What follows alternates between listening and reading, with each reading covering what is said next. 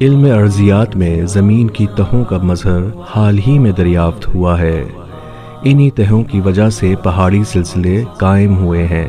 کرۂ ارض کی بیرونی سطح جس پر ہم آباد ہیں ٹھوس چھلکے کی مانند ہے، جبکہ اندرونی تہیں گرم اور سیال ہیں جہاں حیات انسانی ممکن نہیں۔ اب یہ حقیقت بھی معلوم ہو چکی ہے کہ پہاڑ ان تہوں میں گڑے ہونے کے باعث زمین کے سینے پہ کھڑے ہیں۔ ٹھوس اور سنگلاخ چٹانوں کی بڑی بڑی ضخامتوں نے زمین کی اندرونی تہوں سے ابھر کر پہاڑوں کی شکل اختیار کر لی ہے۔ ماہرین ارضیات کہتے ہیں کہ زمین کا نصف قطر 3750 میل ہے، جبکہ زمین کی بیرونی سطح جس پہ ہم رہتے ہیں صرف 1 سے 30 میل تک گہری ہے۔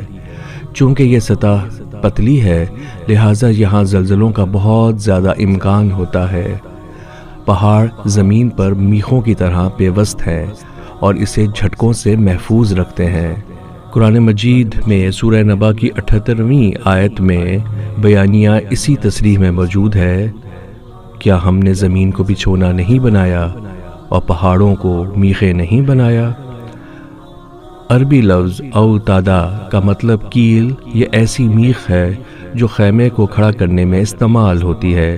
ارتھ نامی کتاب جو دنیا بھر میں کئی یونیورسٹیوں میں علم ارضیات کے موضوع پر حوالے کی کتاب کے طور پر جانی جاتی ہے، اس کتاب کے مصنفین میں سے ایک کا نام فرینک پریس ہے۔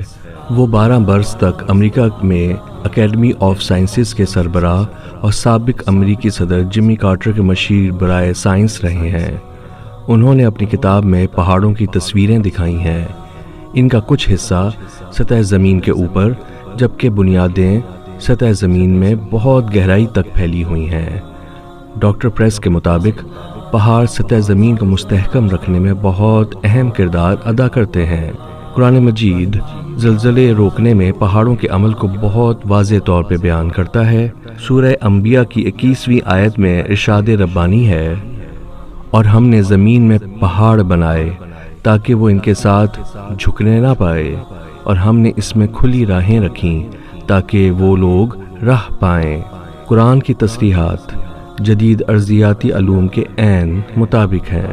کرسٹ یعنی قشر زمین تقریباً 100 کلومیٹر کی موٹائی میں مختلف ٹھوس پلیٹوں کی شکل میں منعکس ہے، اور یہ پلیٹیں نسبتاً سیال علاقے کے اوپر تیر رہی ہیں جسے ایستھنوسفیئر کہتے ہیں۔ پہاڑ ان پلیٹوں کے کنارے پر نمودار ہوتے ہیں۔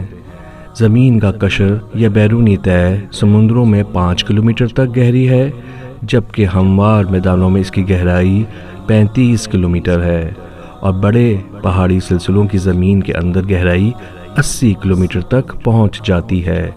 گویا پہاڑ زمین کے اندر انتہائی مضبوط بنیادوں پر قائم ہے۔ قرآن مجید میں یہی بات سورہ نزات کی آیت نمبر 79 میں اس طرح بیان ہوئی، اور پہاڑوں کو مضبوط گاڑ دیا